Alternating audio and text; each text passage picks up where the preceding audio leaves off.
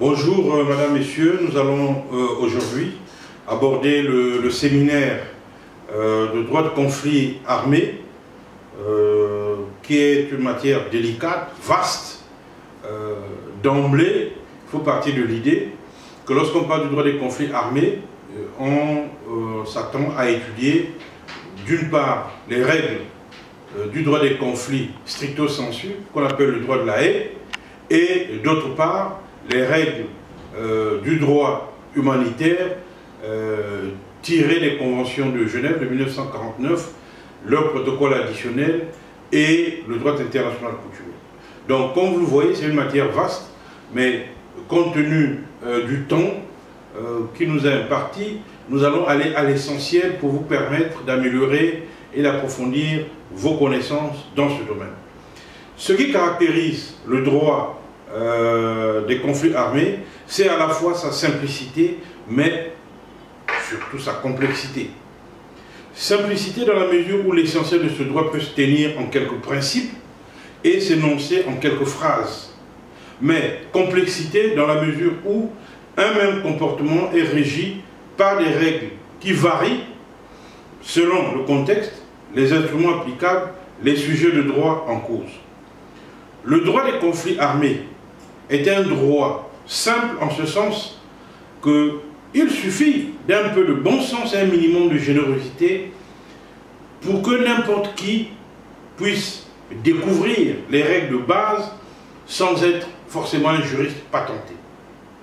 D'ailleurs, en simplifiant à l'extrême ces règles, peuvent se résumer en 4 préceptes.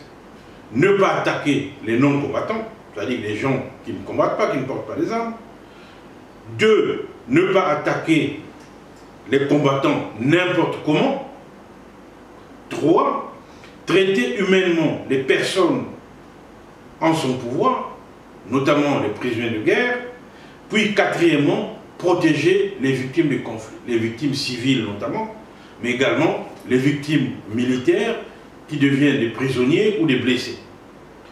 Le droit des conflits armés est en même temps un droit complexe en raison du fait qu'il ne s'applique pas, qu'il ne s'applique plutôt que dans certaines situations, et que ces situations ne sont pas toujours aisées à définir concrètement.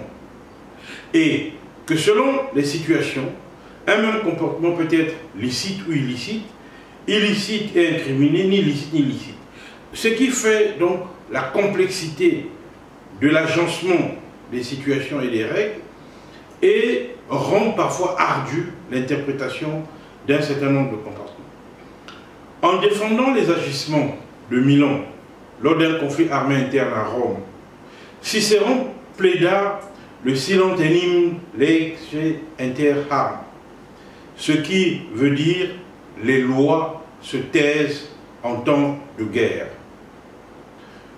Aujourd'hui encore, nombreux sont celles et ceux qui mettent en doute ou qui nient le fait que le droit puisse réglementer les comportements dans des situations exceptionnelles, anarchiques et violentes telles que les conflits armés. D'autant plus que toutes les législations internes interdisent les conflits armés internes et que le droit international proscrit, en tout cas dissuade les acteurs de recourir à la force armée. Comment peut-on espérer, lorsque la survie du groupe et de chacun est en jeu, que les précaires considérations juridiques puissent poser des limites à la force du comportement humain? Comment peut-on croire que lorsque les armes tournent, lorsque la violence devient la règle, puisqu'il faut vaincre, il n'est plus le temps de convaincre? Comment, dans un tel contexte, peut-on imaginer que le droit puisse encore avoir sa place alors que la violence s'étale au grand jour? C'est donc là la complexité du droit des conflits armés. Parmi les éléments à clarifier, il y a d'abord les distinctions fondamentales à opérer entre ce qu'on va entendre ici par la légalité du recours à la force et les règles humanitaires à respecter en cas de guerre. La légalité du recours à la force, c'est ce qu'on appelle le jus ad bellum, et les règles à respecter, c'est le jus in bellum. Le jus ad bellum, c'est avez-vous le droit de recourir à la guerre? Sur quel droit vous vous fondez pour déclencher une guerre? Est-ce que votre guerre, pour reprendre l'expression d'avant, est-ce que la guerre est juste? Et à cela, on doit distinguer les règles qui vont s'appliquer dans la guerre. C'est-à-dire, il ne s'agit plus de discuter de la légalité ou de l'illégalité de la guerre, du jus ad bellum. Il s'agit de discuter des règles dans la guerre. C'est ce qu'on appelle donc le jus in bellum, le droit dans la guerre, qui doit être distingué du droit à la guerre.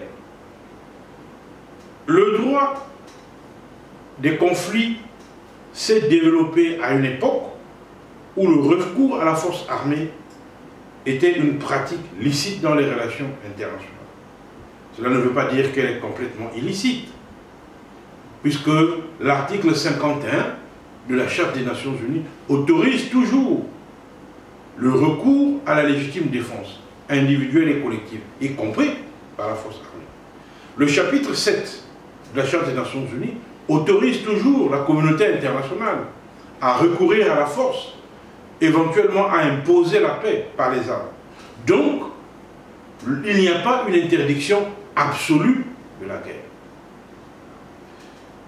Lorsque les États avaient le droit plein de faire la guerre, c'est-à-dire lorsqu'ils détenaient le jus ad bellum,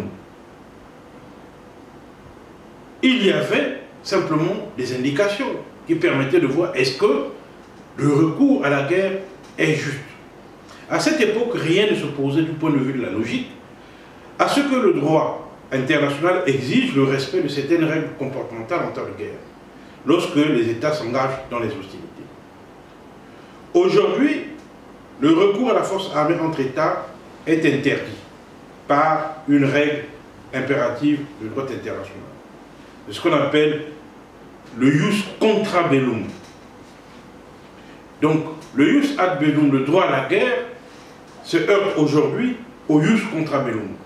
Les exceptions sont pourtant admises en cas de légitime défense individuelle ou collective, comme je l'ai indiqué, lorsqu'il s'agit des mesures prises par le Conseil de sécurité, et selon une certaine opinion dominante, lorsqu'un peuple exerce son droit à l'autodétermination, il s'agit le cas par exemple des guerres d'indépendance, des guerres de libération nationale. Au moins l'une des parties à un conflit international viole donc le droit international du seul fait de l'usage de la force, même si elle devra respecter le droit international humanitaire, plus précisément les conventions de Genève. De la même façon, en ce qui concerne les conflits armés non internationaux, toutes les législations nationales du monde interdisent le recours à la force contre les forces gouvernementales, contre les forces de maintien de l'ordre. Quiconque est soumis donc à la juridiction d'un État devra respecter la force légitime de l'État et ne pas prendre les armes contre l'État, sous peine de se mettre hors la loi. Mais, même interdit, les conflits armés surviennent toujours.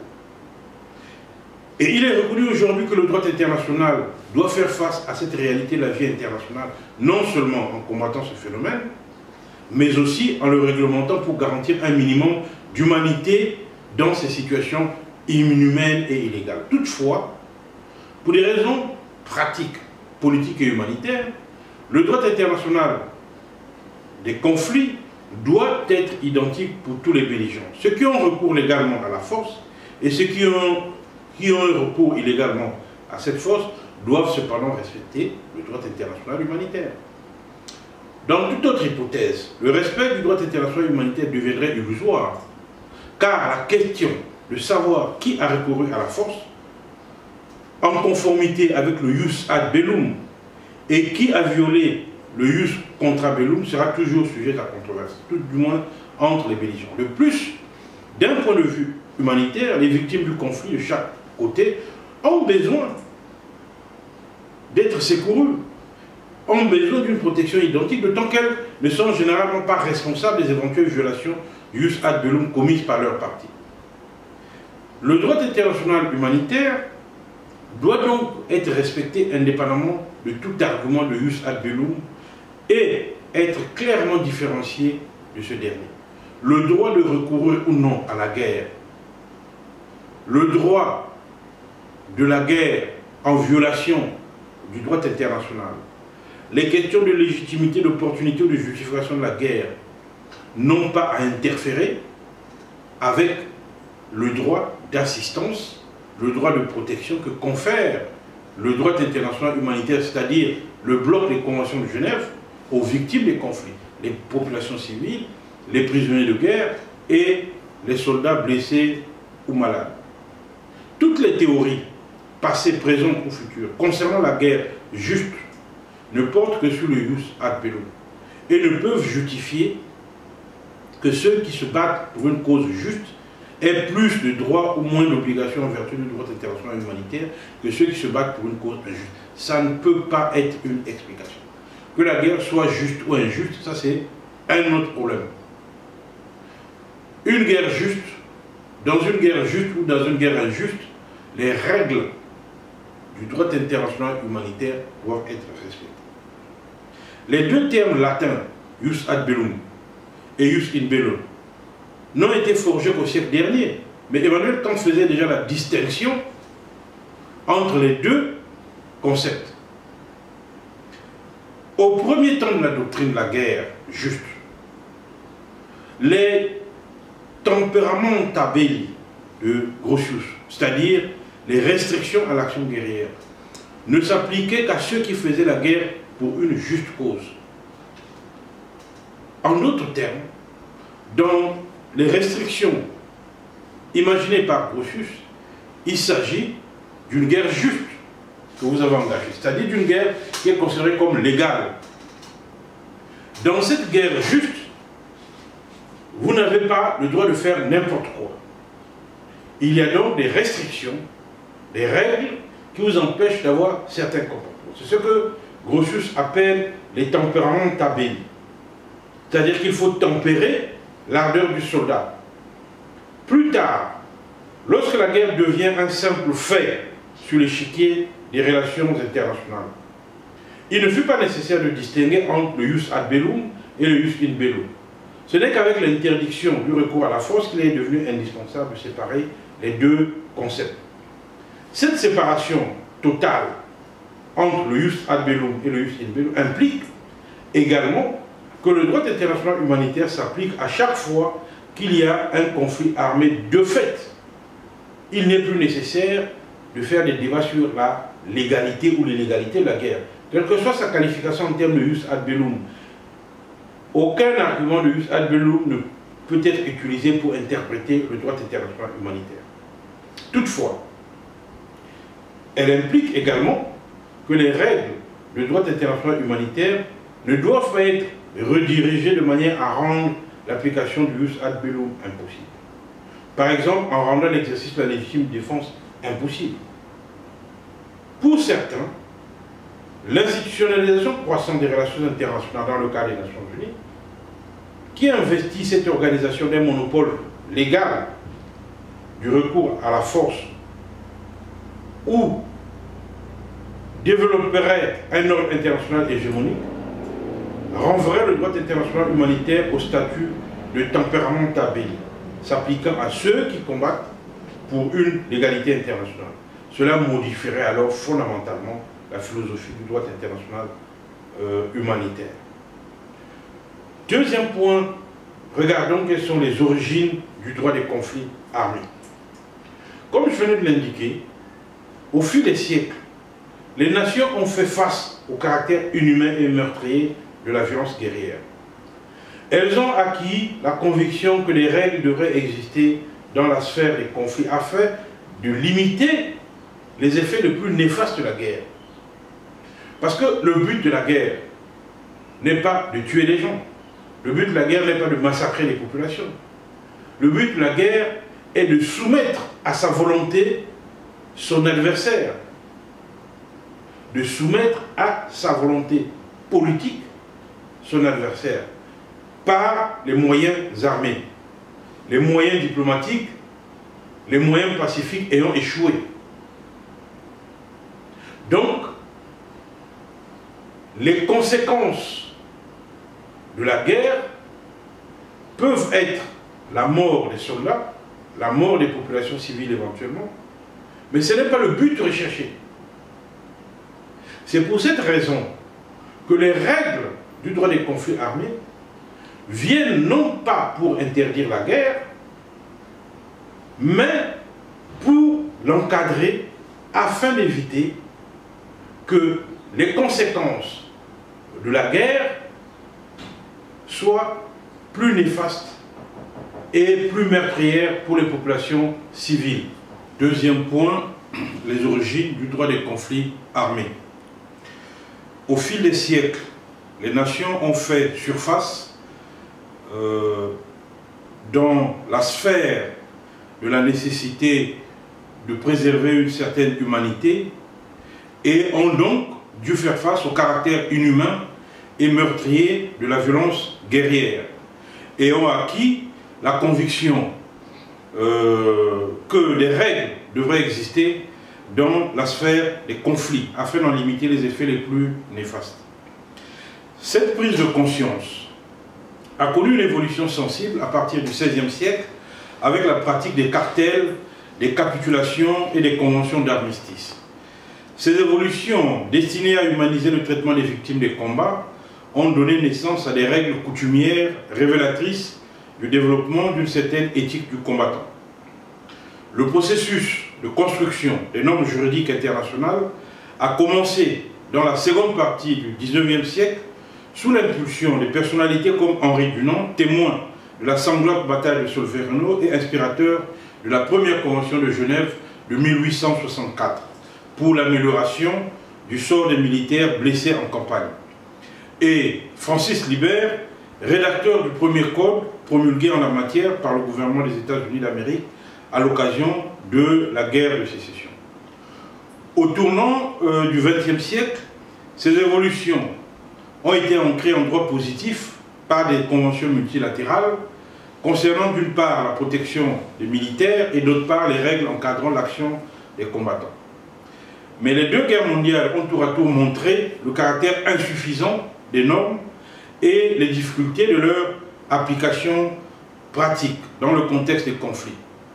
C'est pourquoi de nouveaux instruments conventionnels sont venus combler les lacunes constatées en étendant la protection, la protection aux victimes civiles, notamment au travers des conventions de Genève.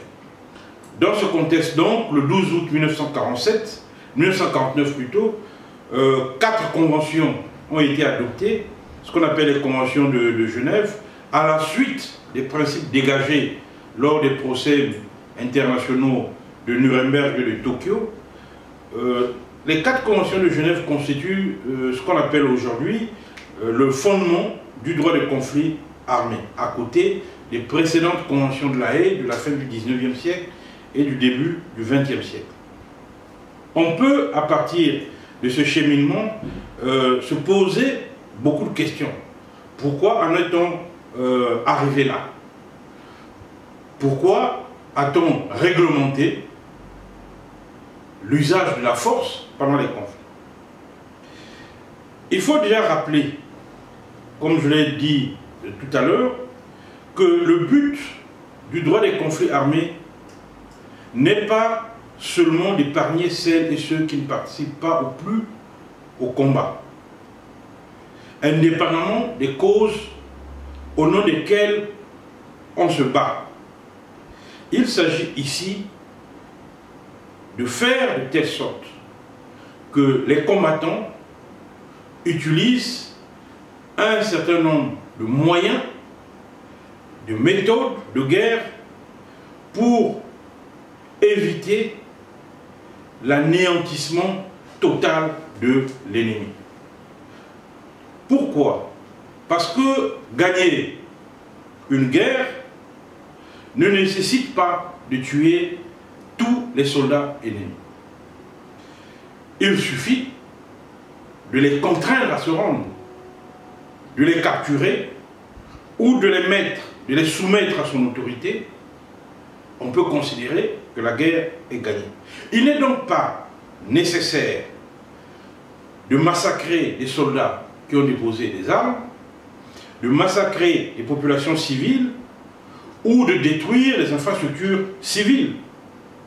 Il suffit de détruire l'armement militaire pour pouvoir obtenir le résultat de la victoire militaire. C'est pourquoi il y a une distinction qui est faite entre les civils et les combattants et qu'il y a une interdiction d'attaquer les non-combattants et les personnes qui ne combattent plus.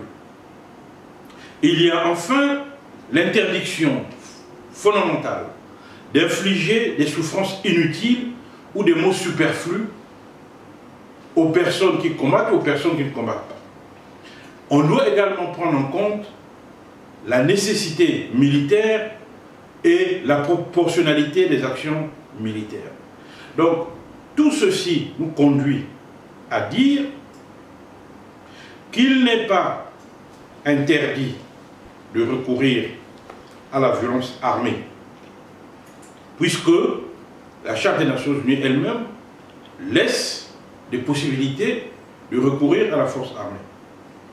Il s'agit ici de protéger les personnes clairement identifiées, affectées par le conflit. Ce sont les populations civiles, ce sont les non-combattants, les soldats qui sont blessés ou qui sont malades, ou les naufragés, etc. Ce droit des conflits armés ne fait donc aucune distinction par rapport au but du conflit. C'est-à-dire qu'il ne reconnaît aucune légitimité, aucune illégitimité à un quelconque conflit armé. Il n'interdit pas à une partie de triompher sur son ennemi. Il ne présuppose nullement que l'une ou l'autre partie ont des objectifs rationnels ou justifiés. Il s'agit simplement de limiter certaines conséquences de la guerre et de protéger certaines personnes contre les effets de la guerre. Le droit des conflits armés a donc pour but de limiter les souffrances engendrées par la guerre et d'atténuer les effets de celle-ci. Les règles qu'il énonce sont le résultat d'un équilibre délicat entre, d'une part, les exigences de la conduite de la guerre, ce qu'on appelle la nécessité militaire, et d'autre part, les lois de l'humanité. C'est donc un corps de règles concrètes, pratiques et réalistes, tirées des expériences passées depuis les temps anciens sur ce que c'est la guerre, ses conséquences et les comportements sur les champs de bataille. Ces règles sont pour certaines conventionnelles, d'autres sont coutumières. Et ces règles sont articulées, comme je l'ai indiqué, en deux grandes familles. La première famille, ce qu'on appelle le droit de la haie, rassemble des règles qui restreignent le droit des parties au conflit, d'utiliser les méthodes et les moyens de guerre qui sont donc jugés illégaux. La deuxième famille, dit le droit de Genève, rassemble donc les règles qui protègent les personnes et les biens en période de conflit armé. Cette distinction, souvent, est arbitrairement qualifiée. Pour la première partie, on parle du droit de la violence, et pour la deuxième partie, on parle du droit de l'assistance, mais ce n'est qu'une caricature. Ces textes et ces coutumes sont donc nécessaires pour toutes les armées du monde, sans exception. Peu importe tout ce qu'on peut faire comme réflexion, le droit international des conflits armés est un droit universel qui s'applique à tout le monde et qui concerne donc tout le monde. Car, en cas d'usage illicite ou illicite de la force, les États doivent se soumettre au respect du droit international humanitaire dans ses deux composantes, le droit de La Haye et le droit de Genève. Voilà donc l'essentiel de ce que l'on peut dire sur les origines. Je ne voudrais pas m'appesantir sur la longue histoire qui conduit à l'émergence des règles du droit des conflits armés. Une question donc peut donc se poser pour préciser donc ces idées. Qui est protégé par le droit des conflits armés?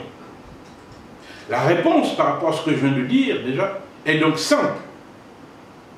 Le droit des conflits armés vise à protéger tout individu ne participant pas ou plus activement au conflit. Il s'agit donc plus précisément des combattants blessés ou malades, des marins naufragés, du personnel sanitaire et religieux, du personnel des organismes de secours et de protection civile, du personnel humanitaire, des prisonniers de guerre, des détenus civils, les correspondants de guerre, les parlementaires, les réfugiés, et plus généralement l'ensemble de la population civile sur les territoires des parties au conflit et dans les territoires occupés. Naturellement, au sein de cette population civile, les femmes et les enfants bénéficient d'une protection spéciale. Une fois identifié qui est protégé par le droit des conflits armés, on doit également répondre à une autre question, à savoir quels sont les objectifs du droit des conflits armés.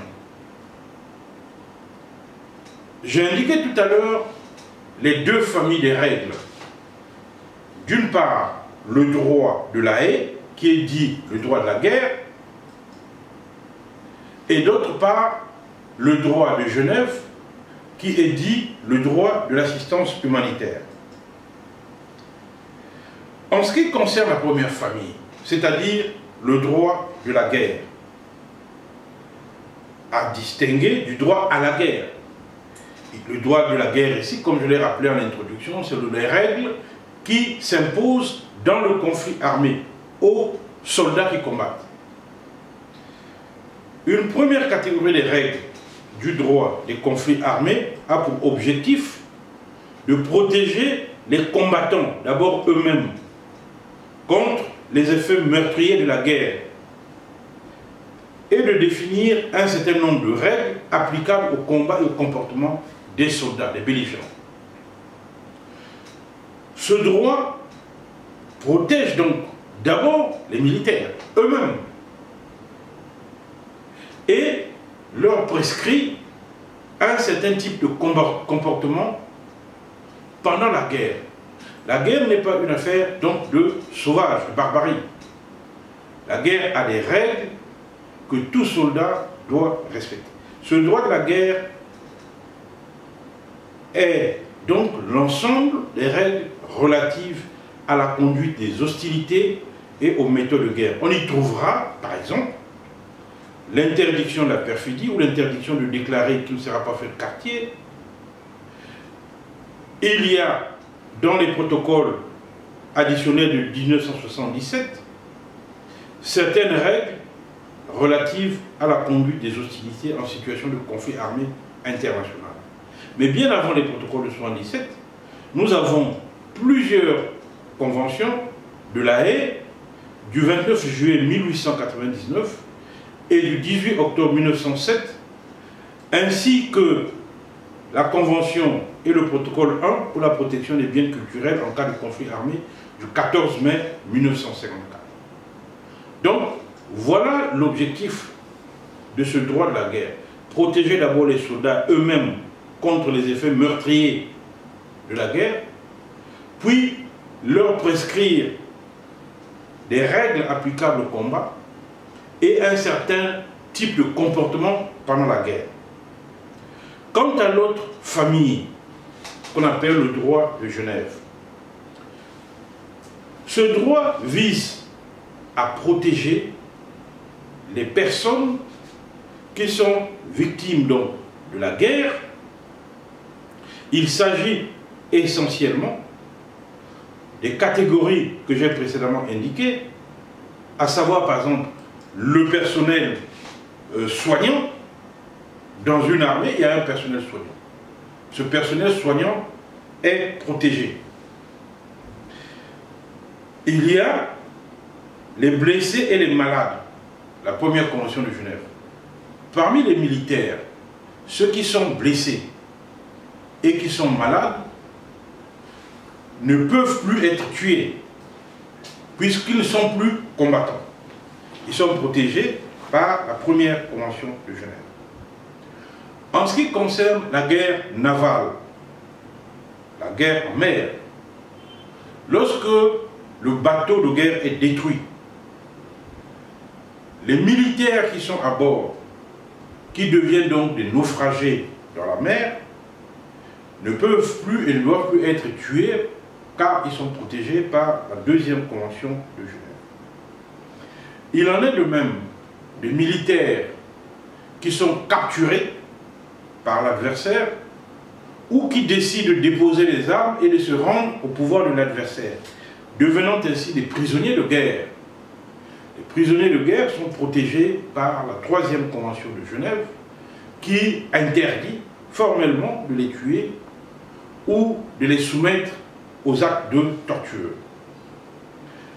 La population civile qui se trouve prise dans le piège de la guerre est également protégée par la quatrième convention de Genève qui interdit aux combattants d'attaquer la population civile ou de soumettre la population civile à des conditions pouvant entraîner sa destruction.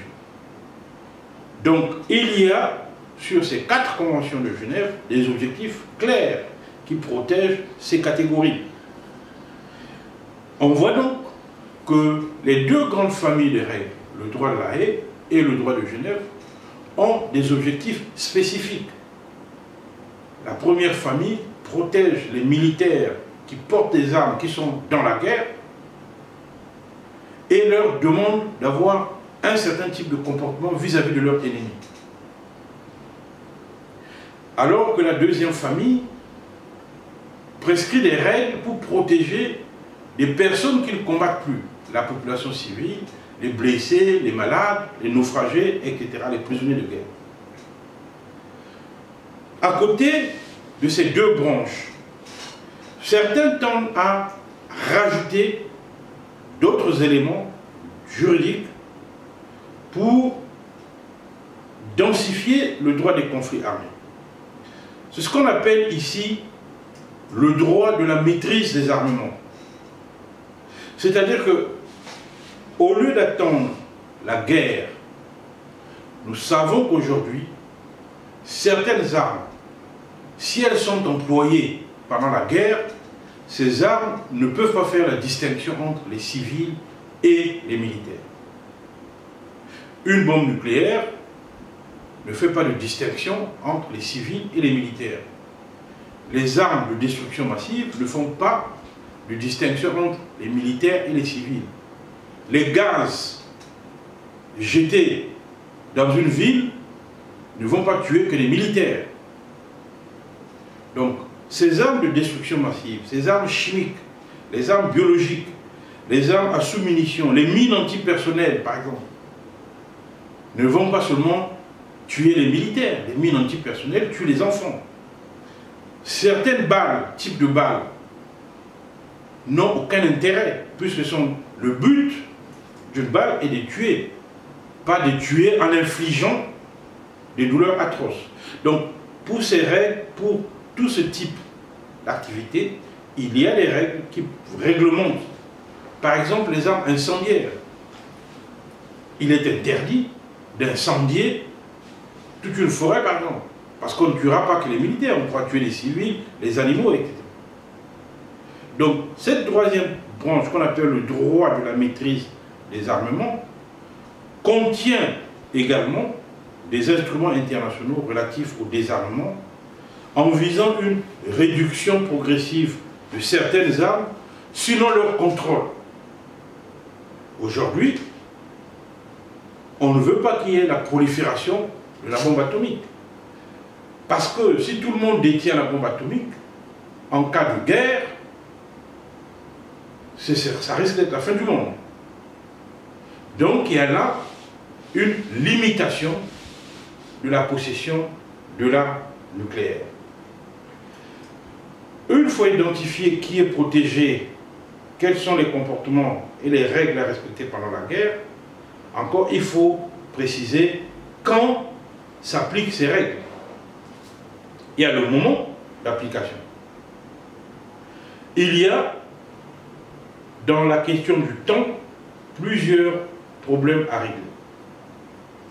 D'abord, il faut faire la distinction entre les conflits armés internationaux et les conflits armés internes.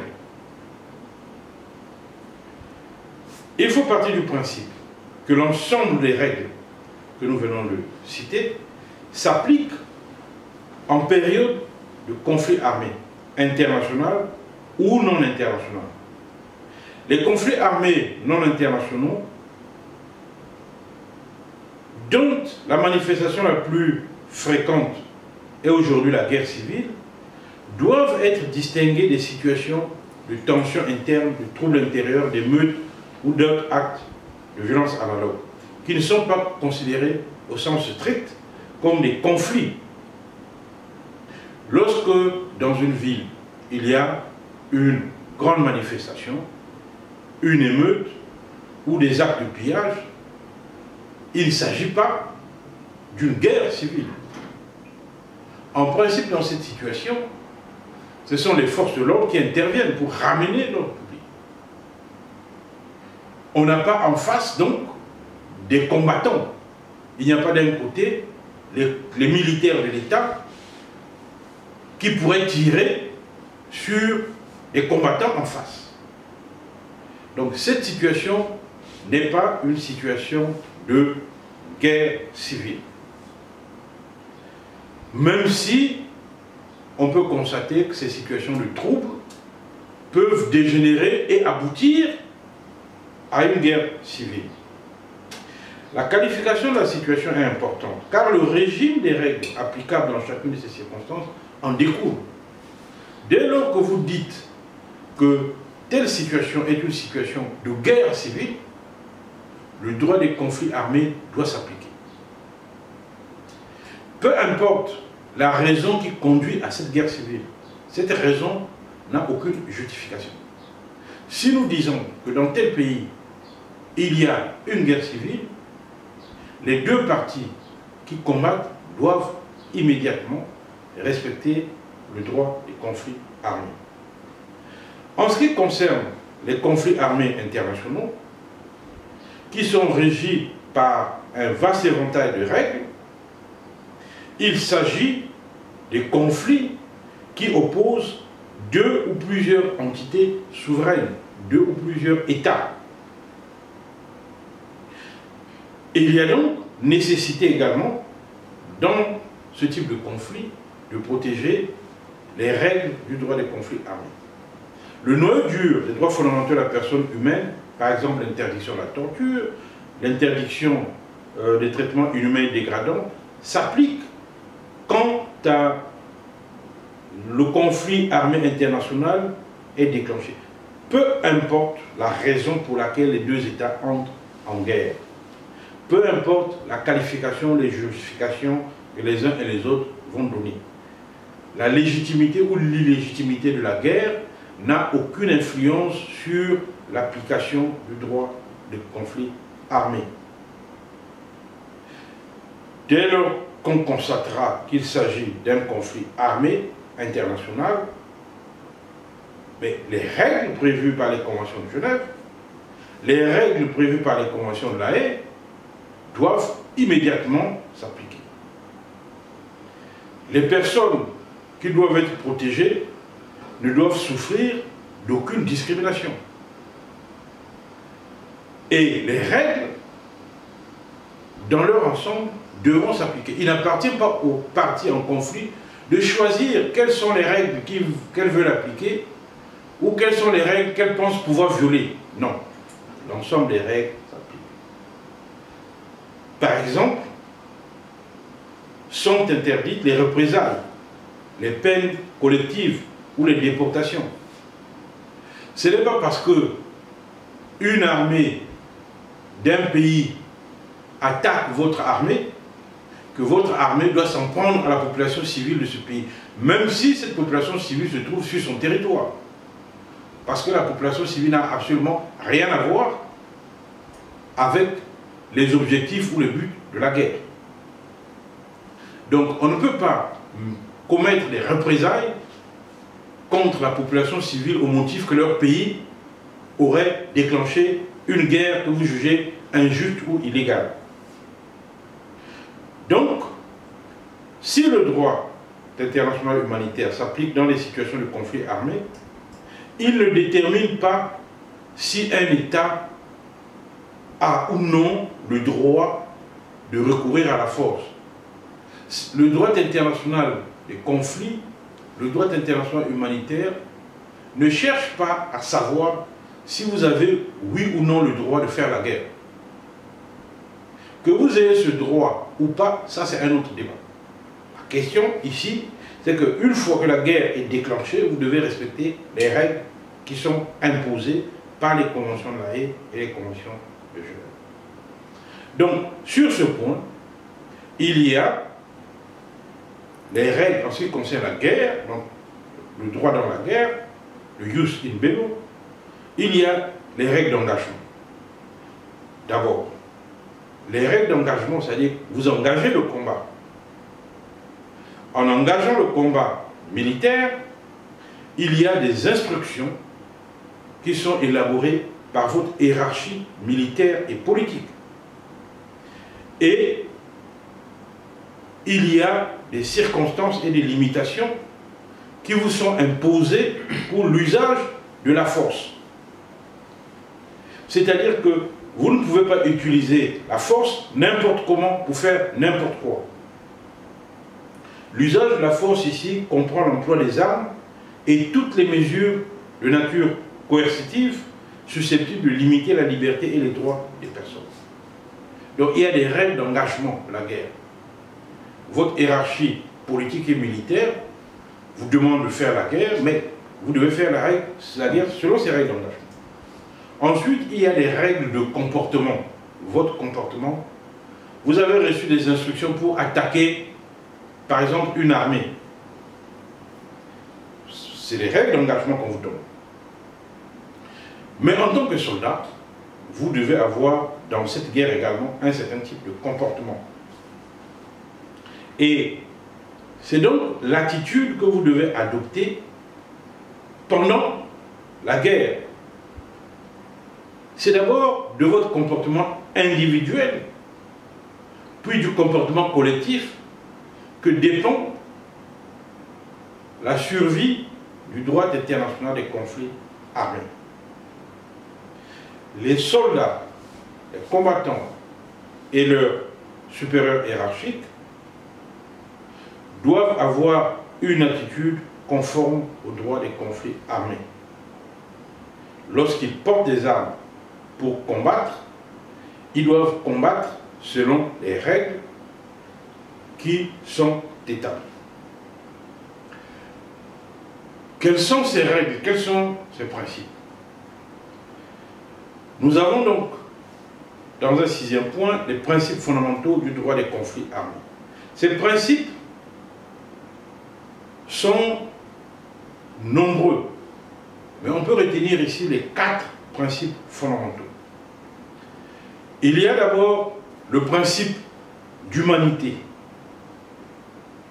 c'est-à-dire la guerre, je l'ai dit dans l'introduction, n'est pas une affaire de sauvages ou de bandits.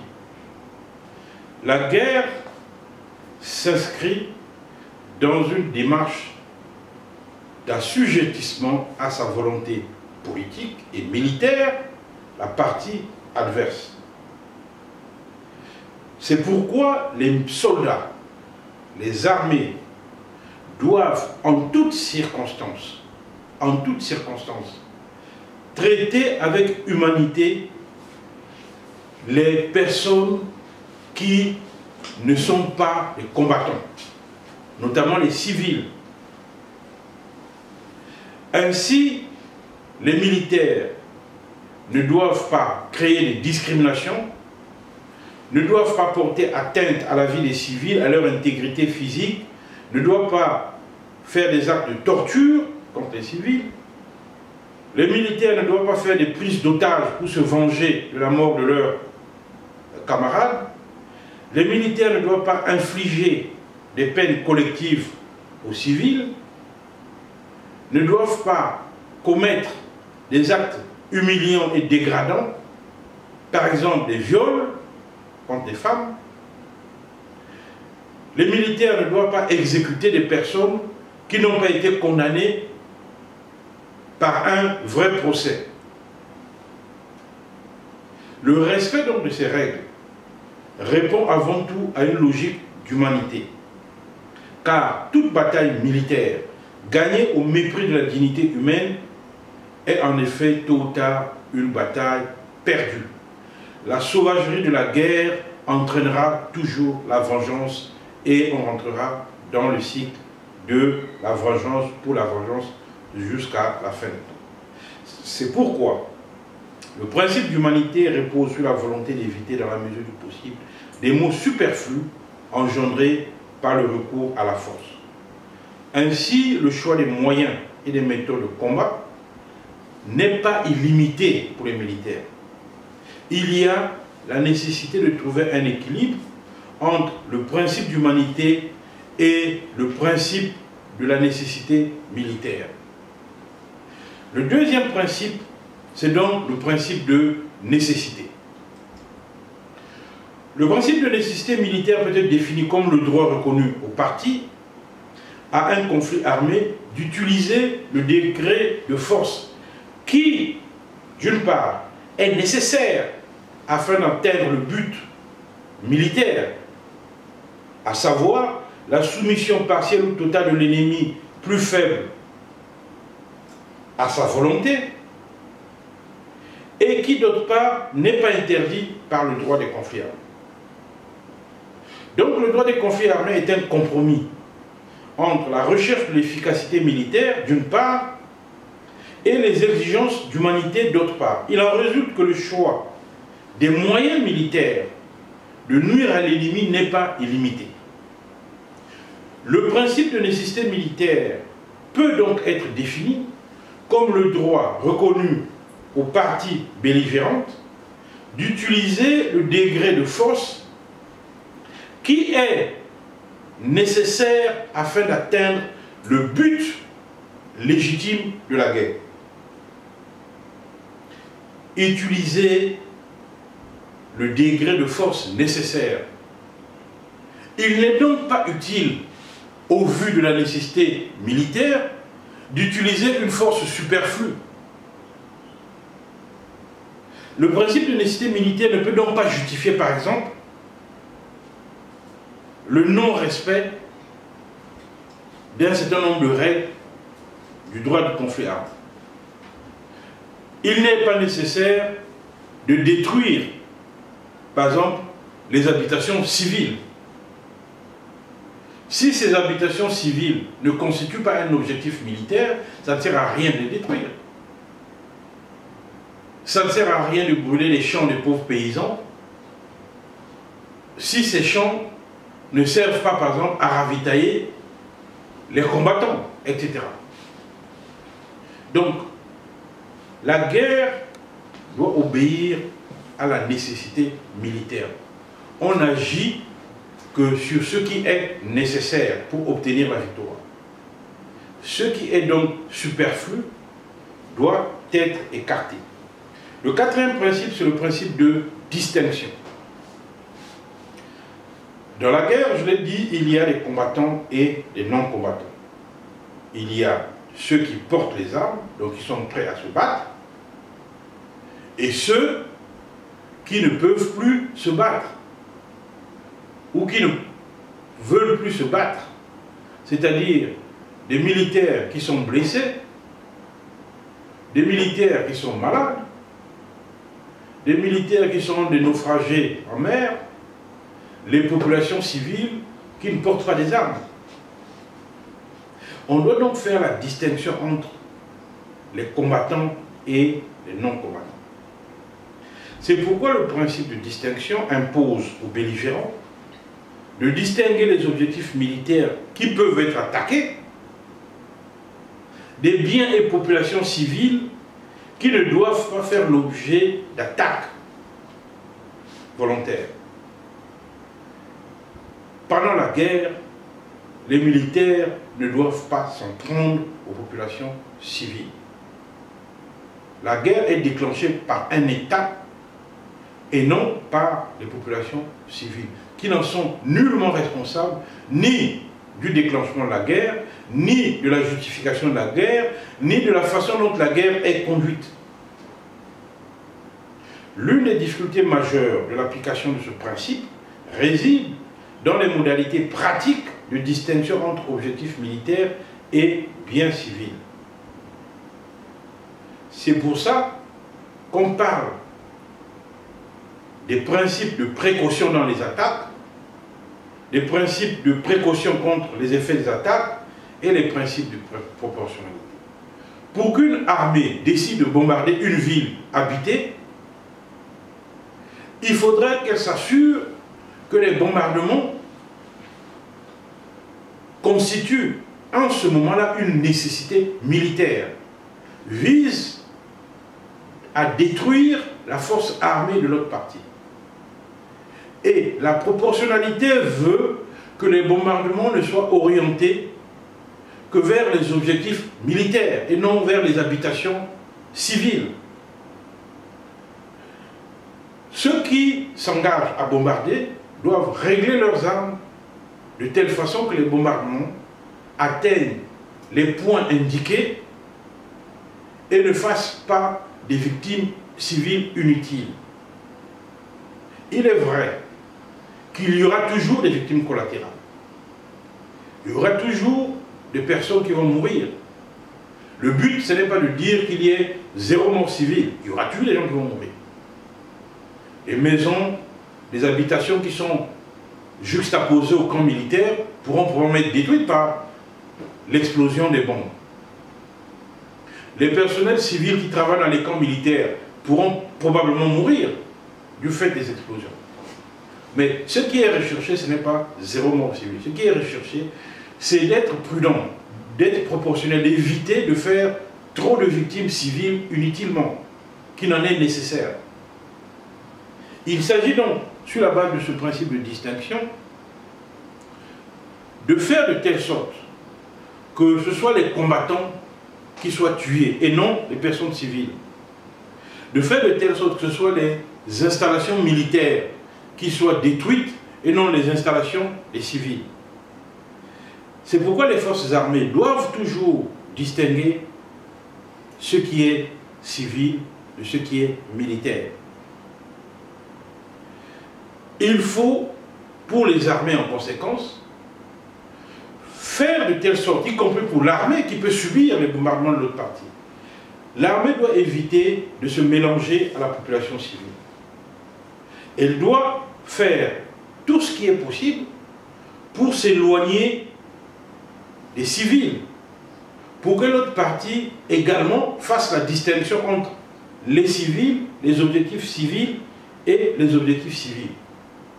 Il est inacceptable, par exemple, qu'une armée vienne s'implanter en plein milieu de quartiers de civils et commencer à bombarder l'ennemi à partir de là, en sachant que l'autre partie, lorsqu'elle va riposter, la riposte tombera de là où sont partis les bombes et les canons, et cela tuera donc beaucoup de civils. Si vous voulez bombarder l'autre partie, vous devez vous placer à des endroits suffisamment éloignés des civils pour que s'il y a riposte, que les civils ne soient pas inutilement touchés et tués. Ce droit impose donc aux forces armées de n'attaquer que les objectifs militaires et les combattants qui portent les armes. Il est donc interdit de faire des attaques intentionnelles contre des civils qui ne participent pas à la guerre. Le principe de distinction interdit, en définitive, d'employer des moyens ou des méthodes de combat qui ne peuvent pas être dirigés contre un objectif militaire spécifique et dont les effets, même collatéraux, ne seront pas limités à l'objectif militaire.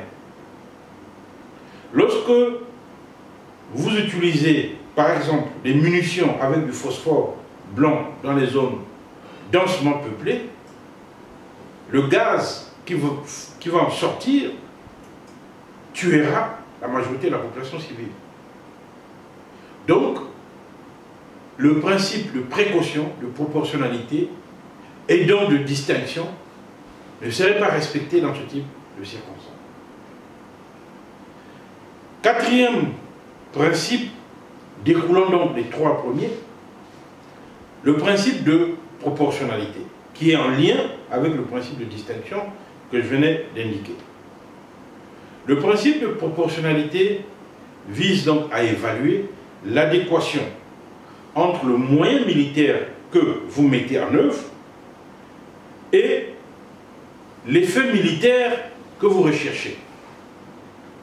Donc, les soldats, dans la conduite de la guerre, doivent toujours se poser une question. Par exemple, est-ce qu'en bombardant cette ville-là, nous allons réussir à obtenir la victoire militaire que nous escomptons, tout en épargnant la population civile? Est-ce que le moyen militaire, c'est-à-dire le bombardement, est le bon moyen pour prendre cette ville? Est-ce que ce moyen est proportionnel au résultat que vous recherchez? Parce que ce que vous recherchez, ce n'est pas de tuer tous les gens qui sont dans la ville. Ce que vous recherchez, c'est par exemple, les militaires qui sont dans cette ville, on doit les chasser. Pourquoi on récupère la ville? On peut les chasser autrement qu'en bombardant toute la ville. On peut les chasser en pénétrant dans la ville et en les combattant. Et non en jetant des bombes sur tout le monde.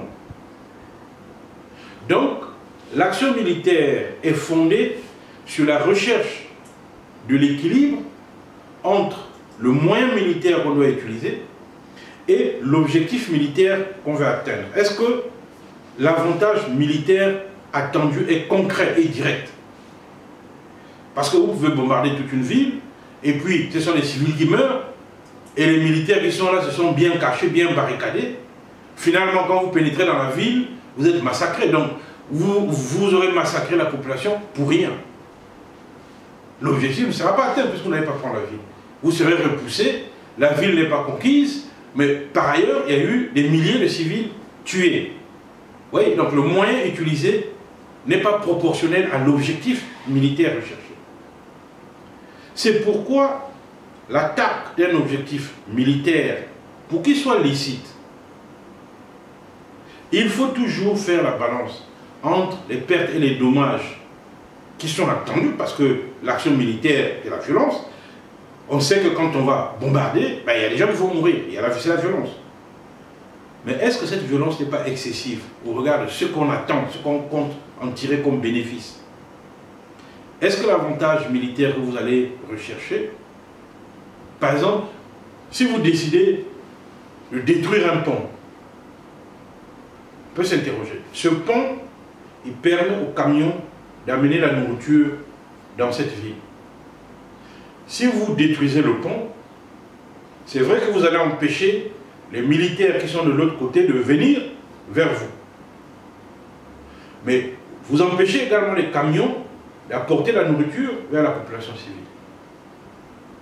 Et si cette population civile dépend des camions qui amènent la nourriture, au bout de quelques jours, il y aura la faim et les enfants vont commencer à mourir. Donc, posez-vous la question. Est-ce que, pour combattre ceux qui sont en face, Le seul moyen efficace que vous avez, c'est de détruire le pont. Est-ce que vous ne pouvez pas trouver un autre moyen pour éviter que les autres vous attaquent? Est-ce que vous ne pouvez pas trouver un autre moyen pour arriver à gagner cette bataille sans détruire le pont par lequel passe la nourriture des populations civiles? Et ça, la réflexion que le supérieur militaire doit se poser en droit. Si vous détruisez le pont et qu'on constate par la suite que l'avantage que vous attendiez de la destruction de ce pont était un avantage vague, trop indirect et abstrait, c'est-à-dire insuffisant au regard de l'objectif, et que la destruction du pont n'empêchera pas les autres de venir vous écraser, vous aurez détruit le pont, vous aurez privé des milliers de gens de nourriture, les enfants sont morts, demain, vous serez poursuivi pour crime de guerre. Vous ne pourrez pas dire que j'ai détruit le pont parce que pendant c'est la guerre. Non, la guerre ne justifie pas de détruire les ponts n'importe comment. Parce que vous serez incapable de prouver en quoi la destruction de ce pont était utile à l'action militaire que vous menez.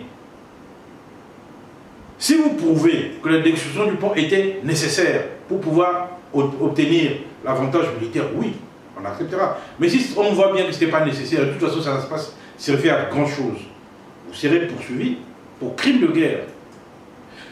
Parce qu'on tirera la conclusion que les dommages et les pertes causées aux civils sont exagérés par rapport à l'avantage militaire que vous avez tiré de votre action.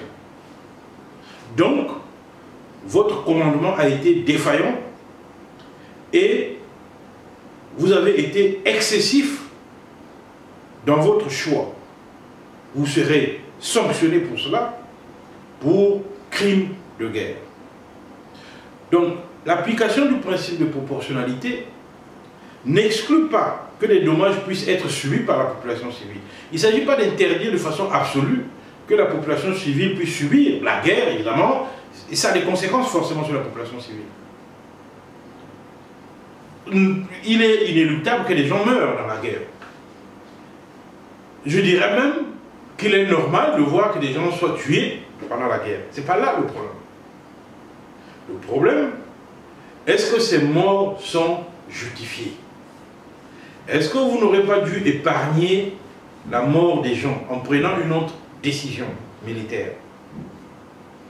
C'est pour cette raison que le commandant militaire est soumis à l'obligation de précaution. Il doit toujours vérifier en prenant sa décision, est-ce que ce que je demande aux soldats de faire est proportionnel par rapport à ce qu'on peut en tirer comme avantage militaire. Il doit toujours faire un effort avant d'attaquer, de vérifier quelle est la nature de la cible que l'on veut attaquer. Lorsque vous voyez des maisons en face de vous, un commandant militaire ne doit pas demander à ce soldat de se précipiter, d'aller brûler ces maisons et de tuer tous les gens qui sont dans ces maisons. Non.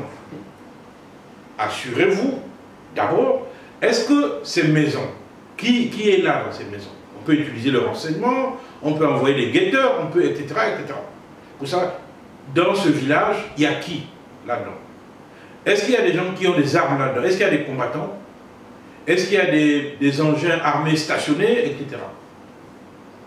Est-ce qu'il y a que des populations civiles?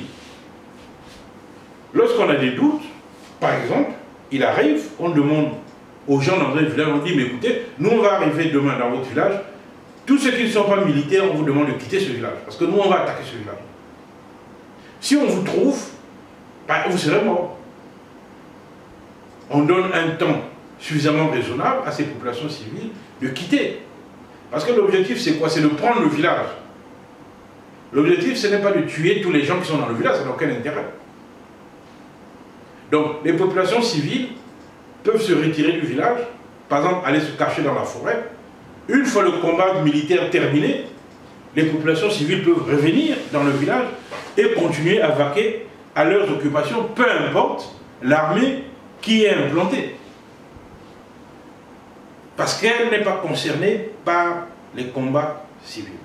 Donc, le commandant militaire a l'obligation de réfléchir sur ses actes et de s'assurer que les décisions qu'il prend respecteront les 4 principes que je viens d'indiquer: la proportionnalité, qui est très très importante, la distinction entre combattants et non combattants, la nécessité militaire et le principe d'humanité qui est au cœur du droit international des conflits armés. Alors, on en vient, au vu de tout ça, à s'interroger pour savoir, mais pourquoi alors tous ces conflits armés? Pourquoi le droit n'est pas respecté? Bien souvent, dans le cas des conflits armés, on se pose des questions en se disant pourquoi le droit des conflits armés est aussi imparfait dans la pratique. Pourquoi les protections qui sont indiquées ne sont pas souvent respectées par les militaires? Et souvent de là, certains se disent, puisque les autres ne respectent pas les règles du droit des conflits armés, pourquoi moi je les respecterai? Puisque tel autre ne respecte pas telle règle du droit des conflits armés, pourquoi ce sera à moi de les respecter? Ces questions ne sont pas pertinentes. Pourquoi? Parce que le droit des conflits armés n'est pas là pour justifier la guerre, n'est pas là pour justifier l'illégalité. Celui qui pose un acte illégal, il est susceptible d'être sanctionné. Mais il n'y a pas de réciprocité. L'on ne peut pas partir du principe, oui, j'ai entendu que dans l'autre camp, ils ne font pas de prisonniers de guerre. Donc nous aussi, si on attrape leurs soldats, on ne fera pas de prisonniers de guerre. Ce comportement est illégal. Parce que bien souvent, il y a des rumeurs qui circulent pendant la guerre. On peut vous laisser croire que l'autre partie ne respecte pas le droit des prisonniers. Donc nous aussi, de notre côté, il faut qu'on commence à tuer leurs prisonniers. Non. Il n'y a pas de réciprocité. Il ne faut jamais oublier que ceux qui protègent le soldat dans la guerre, c'est ce droit. Quelle que soit la force de votre arme, quelle que soit la puissance de feu de votre armée, il faut toujours se rendre à l'évidence que dans la guerre, il peut arriver un moment où vous serez seul face à l'ennemi. Un jour, il peut vous arriver que vous serez pris par l'ennemi. Soit parce que vous vous êtes perdu, on vous a donné une mauvaise carte, vous vous retrouvez encerclé par l'ennemi, soit parce qu'à un moment, il vous manquera de munitions, vous ne pouvez plus tirer, et l'ennemi est en face de vous, pour diverses raisons. Qu'est-ce qui vous sauvera alors dans ces conditions? Si ceux qui sont en face de vous n'ont pas la conviction qu'il faut respecter le droit des conflits armés, mais eux aussi vous tueront. Rien ne vous sauvera. Ni votre arme, ni vos bombes, rien ne vous sauvera. La seule chose qui vous sauvera, c'est la croyance que tous les soldats ont dans le droit des conflits armés.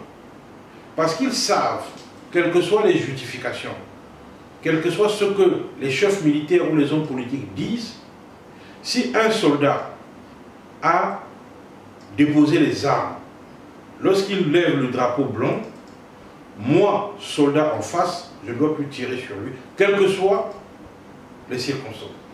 Puisqu'il décide de ne plus être combattant. Et dès lors qu'il décide de ne plus être combattant, il ne peut plus être attaqué. Voilà le cœur du droit des conflits armés. Pour être efficace, le droit des conflits armés doit être respecté par le plus grand nombre d'États et de combattants. Il doit tendre vers l'universalité afin d'être accepté par tous. Il doit aussi être encadré par des mesures de confiance, de surveillance, de contrôle et de sanction. Les États doivent sanctionner les soldats, les combattants, les officiers qui ne respectent pas le droit des conflits armés. C'est pour ce faire que les armées doivent avoir des tribunaux pour juger les crimes de guerre. La mise en œuvre du droit international des conflits armés est d'abord une mise en œuvre nationale. Chaque pays doit d'abord former ses militaires, leur apprendre les règles de la guerre. Parce que la guerre, je le répète, n'est pas une affaire de sauvages. Les armées doivent être formées non seulement comment combattre, avec quel type d'armes, mais comment respecter les gens qu'on va trouver dans la guerre, notamment les civils, les femmes. Les armées doivent apprendre à leurs soldats ce qu'on entend par crime de guerre. Comment gérer la population civile que l'on va trouver sur le terrain de la guerre. Et c'est par là que commence l'application du droit des conflits armés. Parce que le droit des conflits armés est d'abord un droit de la prévention. Il faut apprendre aux soldats comment faire quand ils seront pendant la guerre pour protéger les civils. Ce n'est pas pendant la guerre qu'on leur dira maintenant il faut faire ceci. Non, ils doivent apprendre, ils doivent le savoir. Le soldat doit savoir quand il arrive dans un village que je suis en guerre, je ne suis pas là pour violer les femmes. Le viol d'une femme ne vous donnera pas la victoire militaire. Il doit le savoir. Il n'est pas là pour voler la nourriture des civils. Il doit le savoir. Il ne doit pas l'apprendre comme ça. Donc, sur ces différents aspects, le commandement assume une responsabilité générale, tant dans le domaine du contrôle et de l'application, que dans le domaine de la répression des infractions ou au niveau de la diffusion.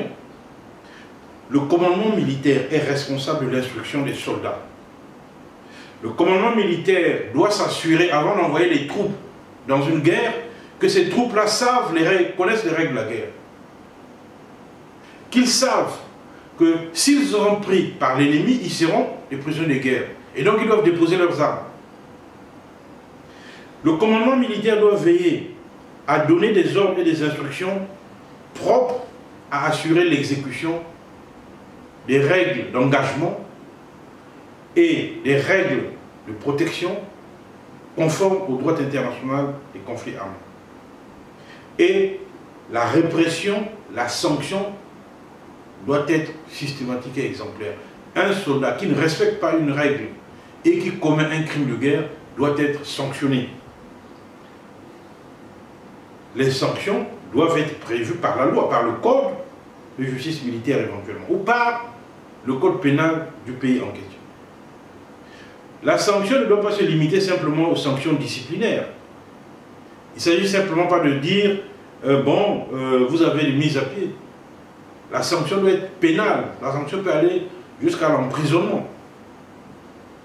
C'est pourquoi les tribunaux militaires peuvent être institués, mais lorsqu'il n'y a pas de tribunaux militaires, les tribunaux judiciaires peuvent également avoir des compétences pour juger les militaires. Il en est de même des juridictions pénales internationales qui peuvent juger des supérieurs militaires, des supérieurs hiérarchiques qui n'auraient pas fait respecter le droit des conflits armés par leurs soldats.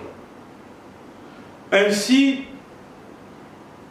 arrivé au terme de cette présentation, sans qu'il soit besoin de rentrer dans un certain nombre de détails, puisque vous avez vu un certain nombre de détails dans les cours de droit international humanitaire en Master 1, il s'agit pour moi en conclusion de dire la démarche militaire n'est pas une démarche barbare. C'est une démarche qui s'engage sur la base du droit des conflits armés. Elle doit donc obéir à 3 principes directeurs. D'abord, la confiance. La confiance dans les règles du droit des conflits armés. Les militaires qui s'engagent dans la bataille doivent avoir confiance dans ces règles. Ils doivent toujours avoir ce secret espoir que lorsque ça tournera mal pour moi, je serai protégé. Lorsque par malheur, je serai pris par l'ennemi, l'ennemi ne va pas me torturer. Je serai arrêté, placé en détention en tant que prisonnier de guerre. et à la fin de la guerre, je serai remis à mon pays et je retrouverai ma famille. C'est cette croyance dans la protection qui fera que la barbarie ne soit pas au cœur de la guerre. Il faut donc qu'il y ait un minimum de confiance dans les règles du droit international humanitaire. Le deuxième principe, c'est le réalisme. Le droit des conflits armés est un droit réaliste. Ce n'est pas un droit théorique, c'est un droit réaliste, qui se fonde sur la réalité de la guerre. Il ne s'agit pas d'imaginer des situations théoriques. Il s'agit de regarder la guerre en face, avec sa réalité meurtrière, ses destructions, les conséquences graves que la guerre entraîne. Il ne faut pas se voiler la face. La guerre tue, mutile, appauvrit, détruit. Mais dans le lot de tous ces malheurs, la guerre n'a pas pour objectif de générer des maux superflus. La guerre doit viser ce qui est nécessaire pour obtenir la victoire. C'est tout. Il ne s'agit pas de se livrer à des destructions gratuites. Il ne s'agit pas de brûler des églises, de brûler des maisons, de détruire des ponts, d'empoisonner des rivières, de violer des femmes. Ça n'a aucun intérêt, tout ça. Ce n'est pas la guerre. La guerre doit viser ce qui est militairement nécessaire pour imposer sa volonté à l'autre partie et l'assujettir. Le troisième et dernier principe, c'est la persévérance dans l'action militaire. Dans le contexte africain en particulier, lorsqu'on voit les conséquences des conflits, on voit les groupes militaires qui sont engagés dans les différents champs de bataille, on peut désespérer de l'application du droit des conflits armés. En regardant l'actualité de la barbarie sur le terrain de la guerre en Afrique, on peut s'interroger si il est vraiment nécessaire de parler du droit des conflits armés dans ce contexte-là. Est-ce que ces gens peuvent y comprendre grand-chose? Pourquoi leur enseignerait-on des règles dont on sait qu'ils ne respecteront jamais? Mais oui, parce qu'il faut partir du principe de la persévérance. Il faut toujours se dire que la guerre existe, elle a existé, elle existera.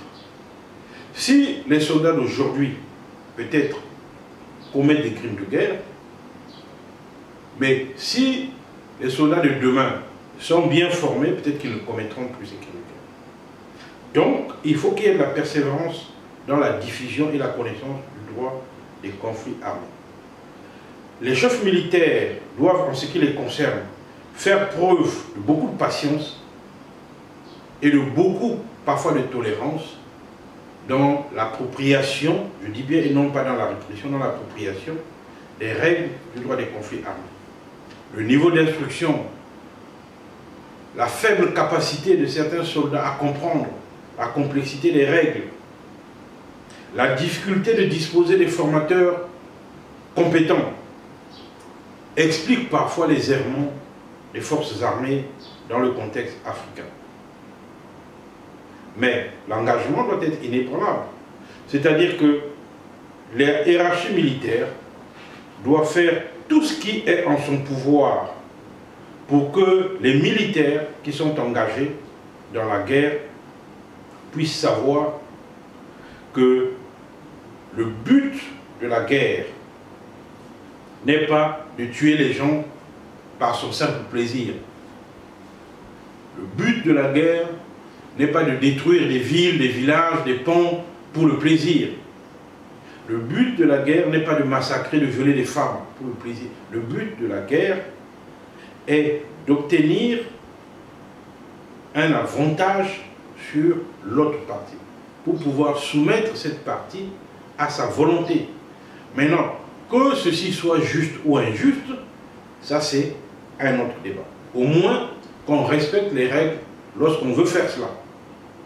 Le reste fera l'objet d'un autre débat sur le caractère juste ou injuste de la guerre. Je vous remercie pour votre aimable attention.